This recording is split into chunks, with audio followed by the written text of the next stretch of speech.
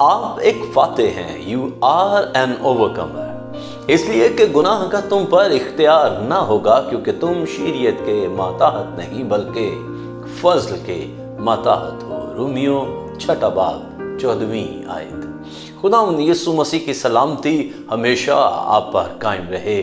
بنی اسرائیل کو شریعت دی گئی تھی، لیکن جتنا وہ شریعت کی پابندی کرنا چاہتے تھے، انہوں نے خود کو اس کی نافرمانی کرتے ہوئے پایا۔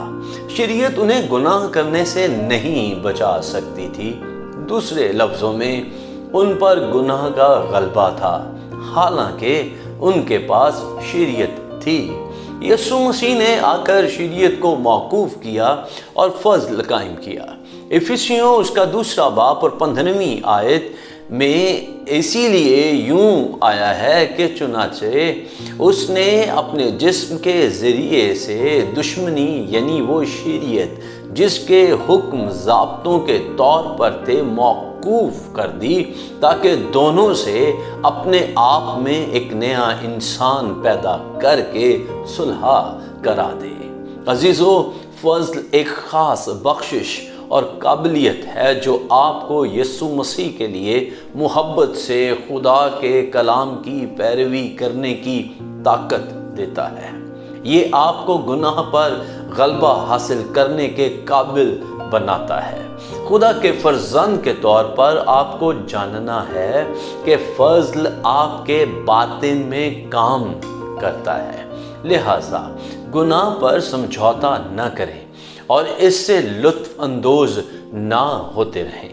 یہ آپ کی زندگی میں داخل ہونے کا دشمن کا دروازہ ہے۔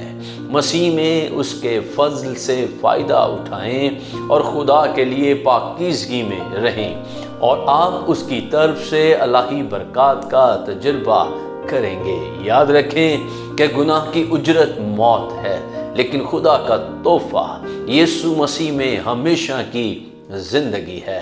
رومیو 6 باب 23 آیت یوں لکھا ہے، کیونکہ گناہ کی مزدوری موت ہے، مگر خدا کی بخشش ہمارے خداوند مسیح یسوع میں ہمیشہ کی زندگی ہے۔ لہٰذا اگر آپ گناہ سے سمجھوتا کریں گے تو گناہ کے نتائج جیسے بیماریاں، مایوسیاں، ناکامی، موت۔ دوسری طرف اگر آپ راست بازی میں رہنے کے لیے فضل کا فائدہ اٹھاتے ہیں تو خوشی، سلامتی اور خوشحالی آپ کا حصہ ہوگی۔ ہیلیلویا! خداوند آپ پر رحمت کرے۔ کیا آپ کو آج کے پیغام سے برکت ملی؟ برائے مہربانی کمنٹ سیکشن پر جائیں اور اپنی رائے اور گواہی شیئر کریں۔ آپ اپنی دعا یا درخواست بھی ہمیں بھیج سکتے ہیں تاکہ ہم آپ کے لیے دعا کر سکیں۔ شکریہ۔ خداوند آپ کو